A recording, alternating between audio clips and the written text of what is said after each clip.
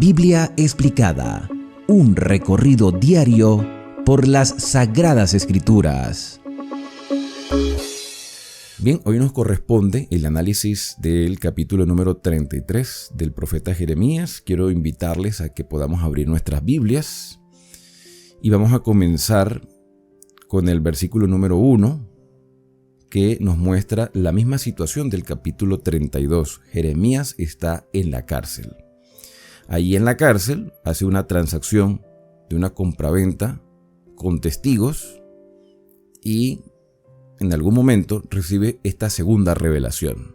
No sabemos cuánto tiempo pasó con exactitud el profeta Jeremías. Lo cierto es que llegó hasta el año siguiente, que fue ya la destrucción de Jerusalén, donde fue liberado por los babilonios. Vino entonces palabra de Jehová a Jeremías la segunda vez, estando él aún preso en el patio de la cárcel. Fíjate que este versículo número 1 está en tercera persona, no es Jeremías el que está escribiendo. Evidentemente es su ayudante Baruch. Y dice Jeremías está en la cárcel, está allí, y allí en ese lugar recibe una revelación del Señor. ¿Y qué le dijo el Señor? Así ha dicho Jehová, que hizo la tierra, Jehová que la formó para afirmarla, Jehová es su nombre. Yo he dicho en repetidas oportunidades que este nombre Jehová, originalmente en el hebreo, son 4 consonantes. Yud, Hei, o sea, la Yud es la primera letra, la primera consonante, la Hei es la segunda letra, la Bat la tercera y una segunda Hei, Yud, Hei, Ba, Hei, que es la manera como se pronuncia estas 4 consonantes juntas. En la teología se le llama tetragramaton, que sería el nombre del Señor, 4 consonantes que no tienen vocales, porque los hebreos no utilizaban vocales, aunque en la actualidad utilizan puntos vocálicos. Y hubo una época en que agarraron las vocales de la palabra Adonai, que era con que se mencionaba este nombre, por respeto decían Adonai, el Señor, y después con la transliteración salió el nombre Jehová. Pero en sí, este nombre lo que hace es alusión a Dios como creador y como soberano de todo el universo, el que tiene el control de toda la tierra. Así ha dicho Jehová, que hizo la tierra, que formó la tierra para afirmarla, que le da estabilidad al universo entero, incluyendo este planeta que gira alrededor del sol. Jehová es su nombre, y Jehová nos dice hoy, o Yahvet, o Elohim, o Adonai, o sea, el nombre con que describamos al Señor, porque en realidad es un solo Dios, aunque muchos en la historia dicen haber tenido muchos dioses, imágenes. Incluso hoy hay países como la India, los países asiáticos, mayormente son politeístas, que tienen muchos dioses. Pero en América y en gran parte del continente europeo todavía tenemos esa convicción de un solo Dios, el creador del cielo y de la tierra, que hoy nos dice, y que le dijo a Jeremías en su momento estando en la cárcel, y que le dijo al pueblo de Judá estando en el exilio, y que hoy nos recuerda que si nosotros clamamos a Él, el Señor nos responde. Clama a mí y yo te responderé. Clama, búscame, que yo te voy a responder y te enseñaré cosas grandes y ocultas que tú no conoces, lo que tú no entiendas. Lo que sientas que está velado, lo que sientas que es una incógnita, que es aparentemente incomprensible, como para Jeremías en su momento fue incomprensible comprar una heredad en un momento de crisis, una heredad que ni siquiera podía disfrutar.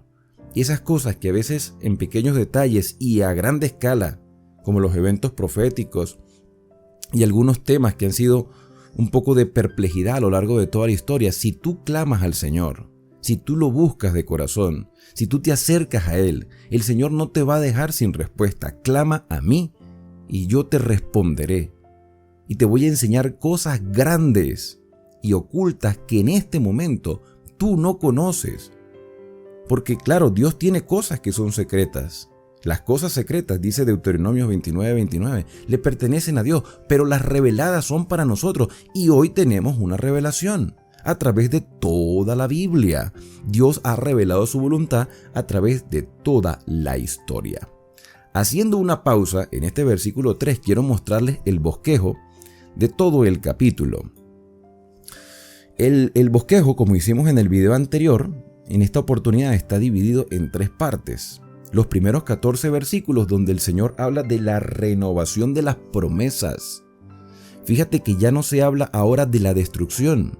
Ya la destrucción es inminente para los que vivían en Jerusalén, y los que ya estaban deportados estaban sufriendo las calamidades de sus propios errores. Pero el Señor ahora está diciendo: yo renuevo las promesas. Yo te prometo que voy a estar contigo, yo te prometo que voy a responderte, yo te prometo que tú vas a volver a la tierra de Jerusalén, y como le prometí a tus padres, voy a cumplir mi palabra. Entonces se habla de la renovación de esas promesas. Pero la segunda parte del capítulo nos habla del renuevo. La renovación es la acción de Dios. Dios dice y Dios cumple. Y el renuevo es una persona.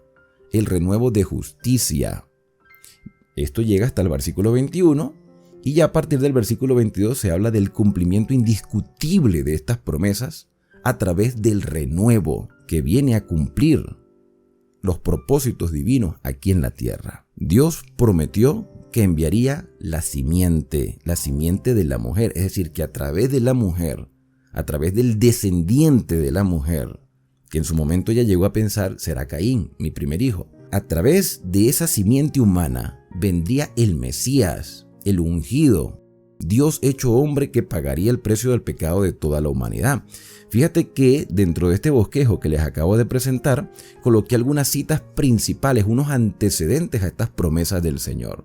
Génesis 3:15 dice: pondré enemistad entre ti y la mujer, es decir, entre la serpiente, entre Satanás y la mujer o la humanidad, y entre su simiente, la simiente de la mujer, y la simiente tuya, la simiente de la serpiente, que serían aquellos que se rebelarían contra Dios para no creer en sus promesas y vivir de acuerdo a su propia voluntad, sin ninguna norma de justicia. Entonces habría una enemistad, un conflicto cósmico.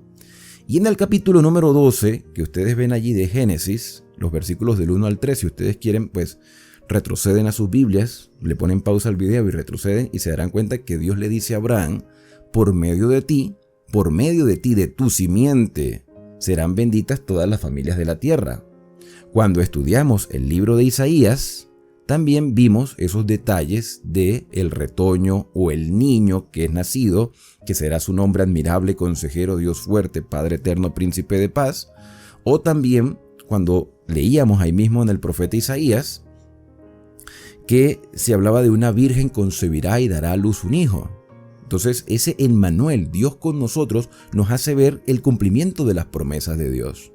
En Isaías 53 se presenta el siervo sufriente, que es el mismo Mesías pagando el precio del pecado de la humanidad.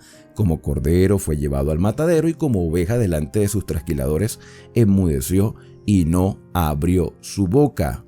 Entonces todo el Antiguo Testamento, todo el mensaje del Antiguo Testamento no gira alrededor de Israel, gira alrededor de las promesas del Señor. Y Dios ha sido fiel a sus promesas. Dios le dijo a David que no faltaría rey que se sentara en el trono. Porque la proyección de todo el Antiguo Testamento era hacia el Mesías que habría de venir. Y el santuario era la prefiguración del plan de salvación, y todo, el sacerdote, el profeta, el rey, debían representar en todo el entorno de Israel y de Judá, debían representar al Mesías, que pagaría el precio del pecado. Por eso se simbolizaba a través de un cordero en el altar del sacrificio, y después ese cordero que había sido sacrificado como símbolo de la paga del pecado, esos pecados que pasaban del penitente al cordero eran transferidos al sacerdote y del sacerdote al santuario, porque todo giraba alrededor del Mesías y todo era símbolo de aquel que vendría a cumplir las promesas de Dios. O sea, Dios hecho hombre. Y quizás eso todavía en algunas personas pues no se ha entendido, y por eso es que vivimos en un mundo como está, todo distorsionado y cada quien viviendo a su manera, porque no hemos comprendido en realidad el verdadero sentido de los mensajes del Antiguo Testamento. La renovación de nuestra relación con Dios, porque el pecado nos separó de Dios. Y a través de Cristo tenemos acceso al Padre. Y si tú no has podido comprender algunos detalles de todo el mensaje central del Antiguo Testamento, Dios te dice hoy: clama a mí y yo te responderé y te enseñaré cosas grandes y ocultas que tú no conoces, porque así ha dicho Jehová, Dios de Israel, acerca de las casas de esta ciudad.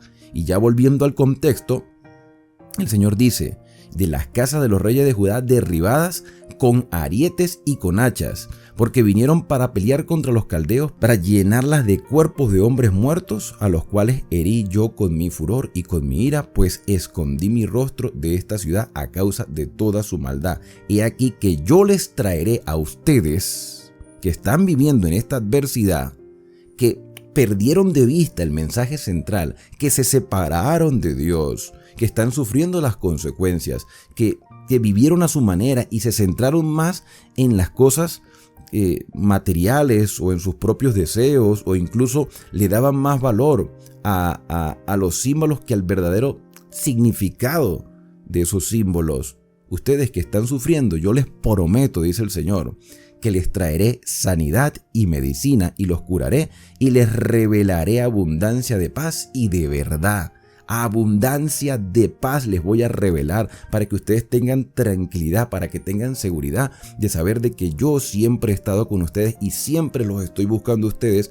Y también les daré revelación de verdad para que ya no crean filosofías humanas, para que ya no adapten las costumbres de otras naciones al estilo de vida, que ustedes sean esa luz y esa bendición, tal cual como se le prometió a Eva o a la humanidad en el principio con Adán y Eva, después con Abraham y así sucesivamente por todas las generaciones. Yo les traeré a ustedes sanidad, les traeré medicina, cura, revelación de paz y revelación de verdad, porque ustedes están siendo asediados por los babilonios y ya yo se los había advertido.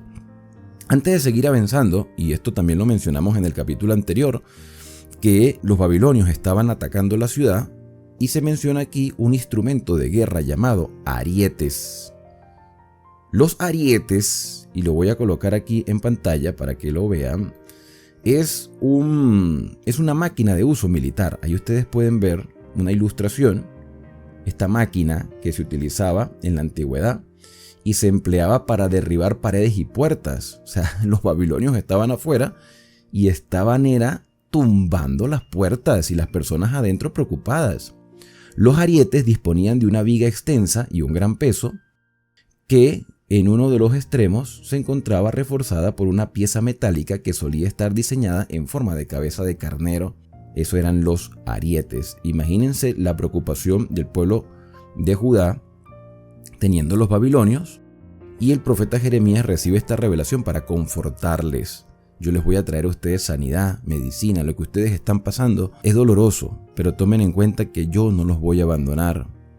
Y haré volver a los cautivos de Judá, dice el versículo 7, y los cautivos de Israel los restableceré como al principio. Y dice el versículo 8, los limpiaré de toda su maldad con que pecaron contra mí, perdonaré todos sus pecados que contra mí pecaron y que contra mí se rebelaron, y me será a mí por nombre de gozo, de alabanza, de gloria, entre todas las naciones de la tierra, que habrán oído todo el bien que les hago y temerán y temblarán de todo el bien y de toda la paz que yo les haré. Fíjate que Dios está diciendo: yo quiero lo mejor para ustedes. Aunque ustedes no entiendan lo que está pasando, a pesar de que se los he explicado, a pesar de que ustedes no lo entiendan, si ustedes me buscan van a comprender que esta adversidad, esta obra de disciplina que yo estoy haciendo con ustedes, será para su propio bien, para que aprendan a confiar en mí. Así ha dicho Jehová: en este lugar del cual decís que está desierto y sin hombres, sin animales, en las ciudades de Judá y en las calles de Jerusalén que están asoladas, sin hombre, sin morador, sin animal, porque está siendo destruida por los babilonios. En ese mismo lugar ha de oírse una voz de gozo y de alegría. Voz de desposado como el hombre que se acaba de casar, voz de la desposada como mujer que ha formado su hogar, voz de los que digan: alabad a Jehová de los ejércitos, porque Jehová es...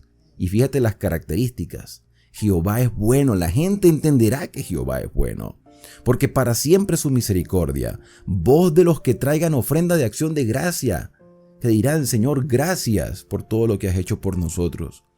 Nos hiciste reaccionar cuando estábamos perdidos.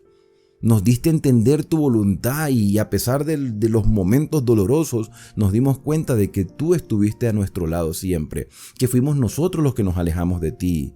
Traerán ofrendas de acción de gracia a la casa de Jehová, porque esa casa que fue destruida sería restaurada, porque volveré a traer a los cautivos de la tierra como al principio.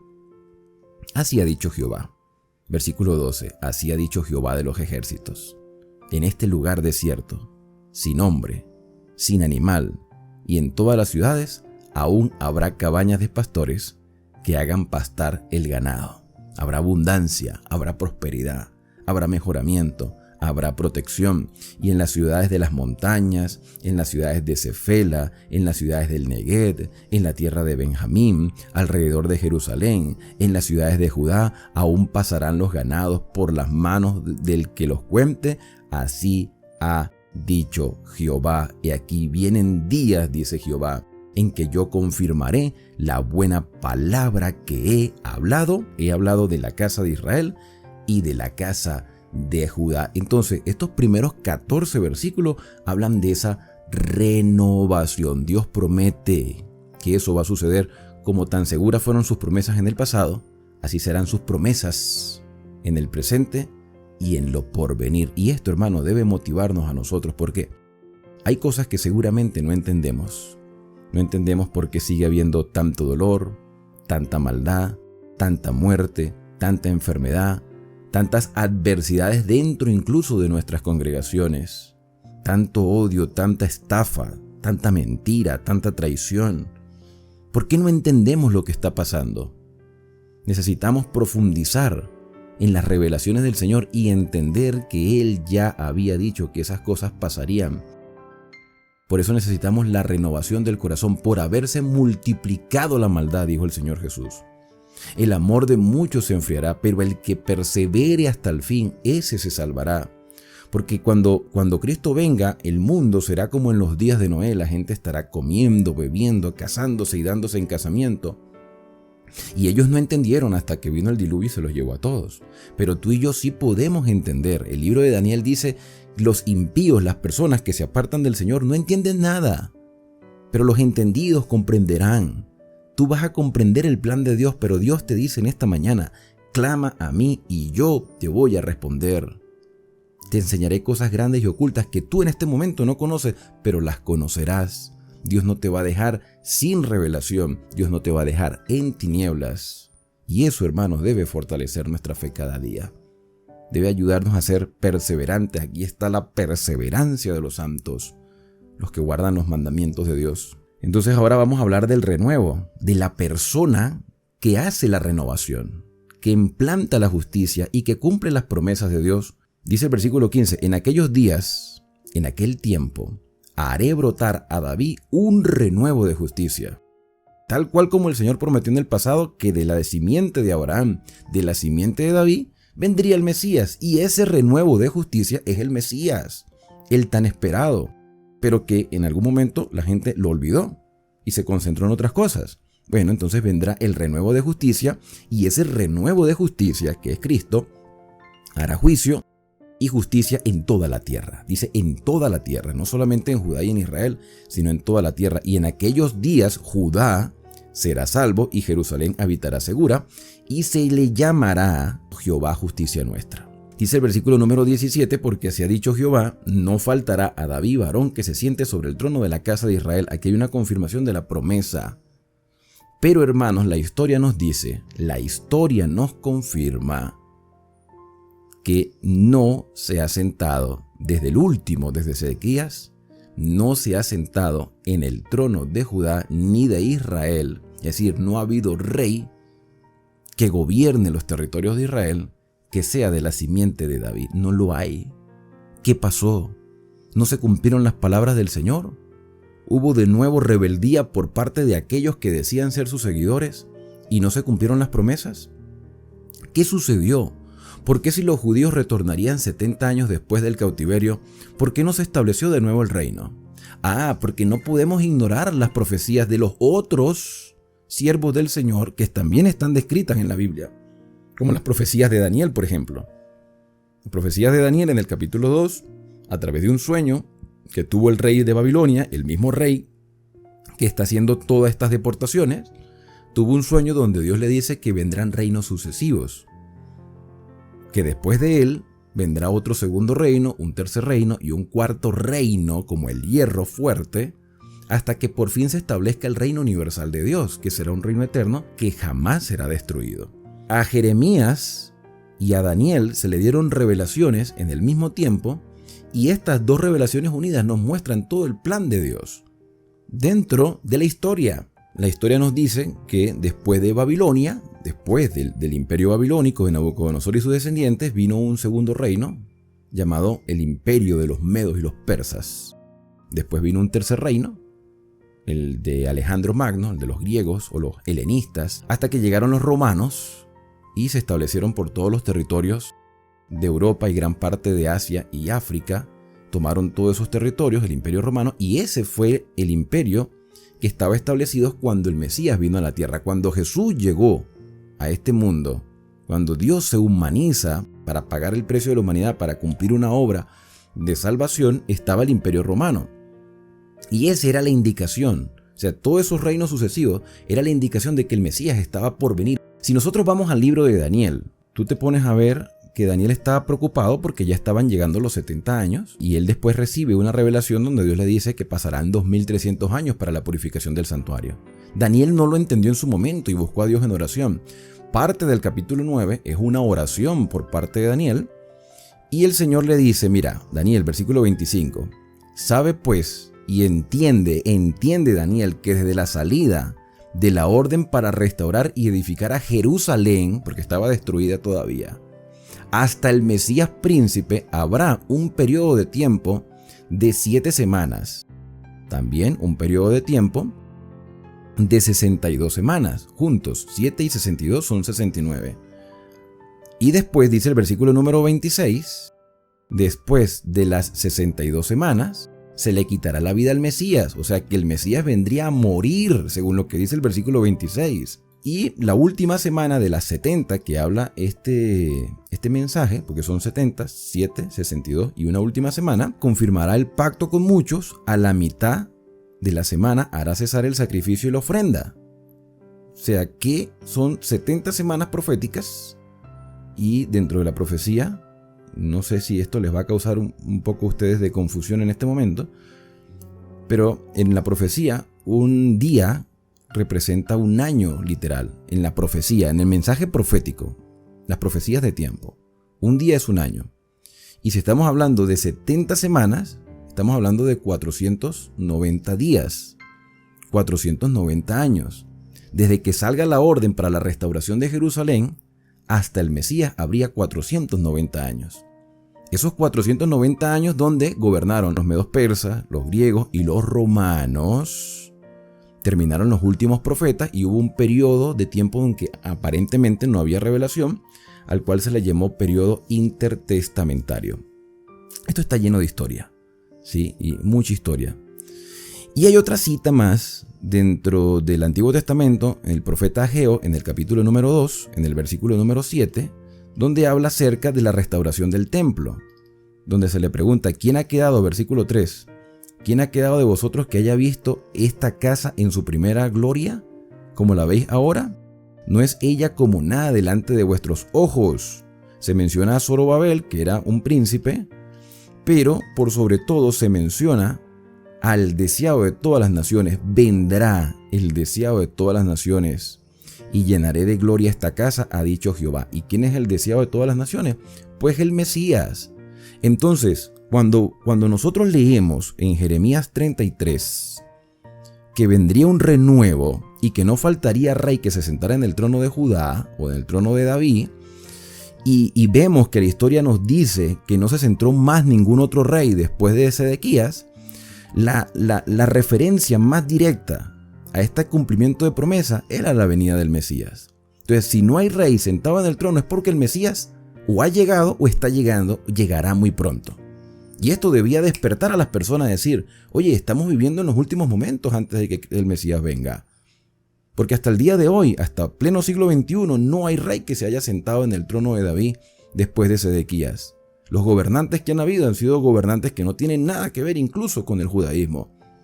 Y hoy Israel es una nación que lo que tiene es un primer ministro que es simplemente un político, que nada tiene que ver con las creencias fundamentadas en la Escritura. Y eso quiere decir que ya el Mesías ya vino y todavía algunos los están esperando. Dice el versículo 18, ni a los sacerdotes y levitas faltará varón delante de mí, pero no existen sacerdotes, oye, que oficien porque no hay santuario, no hay templo. La Biblia nos dice que hay un santuario en el cielo y que Cristo es ministro de aquel verdadero tabernáculo que levantó el Señor y no el hombre. Entonces, ni a los sacerdotes ni levitas faltará varón que delante de mí ofrezca holocausto y encienda ofrenda y que haga sacrificio todos los días. Esto se cumplió hasta que el templo fue destruido en el año 70 y Jesús dijo que eso iba a suceder.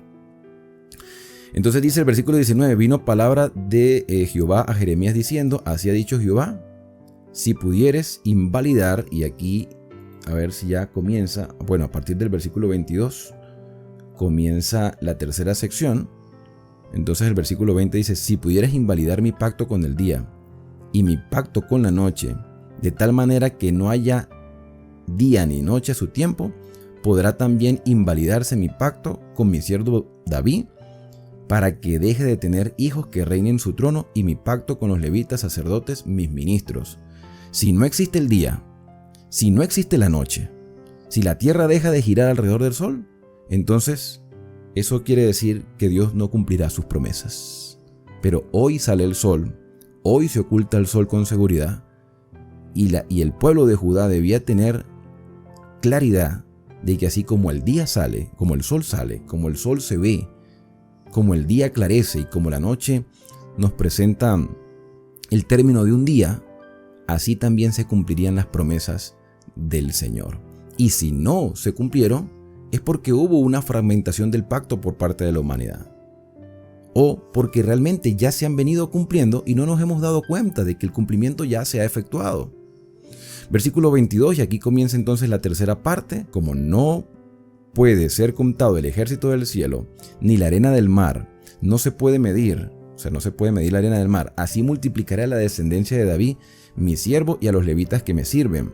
Vino palabra de Jehová a Jeremías diciendo, ¿no has echado de ver lo que habla este pueblo diciendo, 2 familias que Jehová escogiera ha desechado? ¿Y han tenido en poco a mi pueblo hasta no tenerlo más por nación, como si no existiera?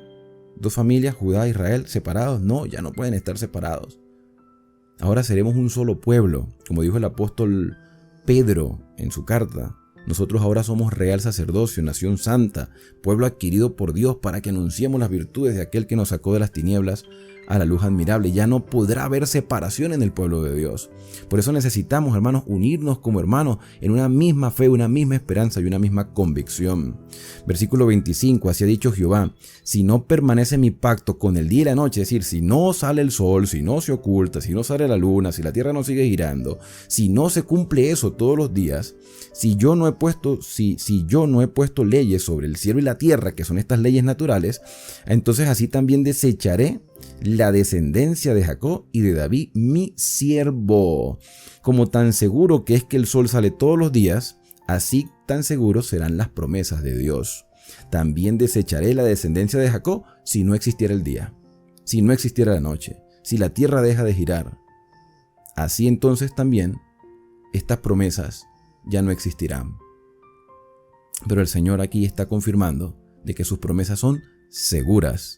De David mi siervo, para tomar de su descendencia quien sea Señor sobre la posteridad de Abraham, como se le dijo a Abraham, a través de ti serán benditas todas las familias de la tierra, de Isaac y de Jacob, porque haré volver a los cautivos y tendré misericordia de ellos. Los cautivos van a regresar después de 70 años, pero no ignoremos las profecías que se le dieron a Daniel, ni las que se le dieron a los otros profetas que vinieron después de él, y ese periodo de aparente silencio, un periodo de 400 años, donde no se levantó más profetas sino hasta Juan Bautista, era la indicación de que el Mesías estaba más pronto de lo que ellos de venir, más pronto de lo que ellos imaginaban.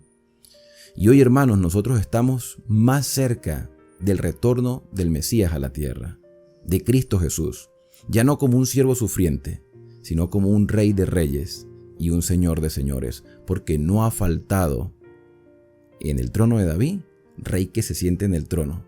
No ha faltado, sí ha faltado en la historia, pero desde que Cristo vino a la tierra, se ha mostrado el cumplimiento de la promesa de que Él es el Rey soberano de todo el universo.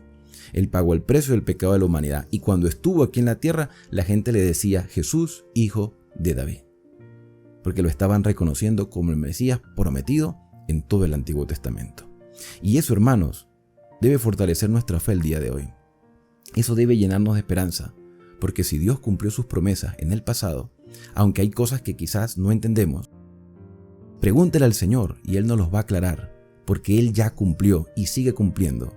Ahora espera una respuesta de parte de nosotros. A perseverar, el que persevere hasta el fin en este mensaje será salvo. Aquí está la perseverancia de los santos, los que guardan los mandamientos de Dios, es decir, obedecen la norma de vida que Dios ha establecido y tienen la fe del Señor Jesús, confían en el Señor, ponen su plena confianza en aquel que ya lo hizo todo por nosotros. ¿Estás tú dispuesto a confiar en el Señor? Tan seguro como el sol ha salido en este día, así tan seguras son las promesas de nuestro Padre Celestial. Y con esto hemos llegado al final de nuestro estudio por el día de hoy. La invitación es para que me puedas acompañar en el próximo capítulo para seguir fortaleciendo nuestra fe en estas maravillosas promesas que Dios nos ha dado. No olvides, clama a mí, dice el Señor, y yo te responderé y te enseñaré cosas grandes y ocultas que tú en este momento no conoces. Así que no te desanimes, continuemos con el estudio y avancemos hasta el final.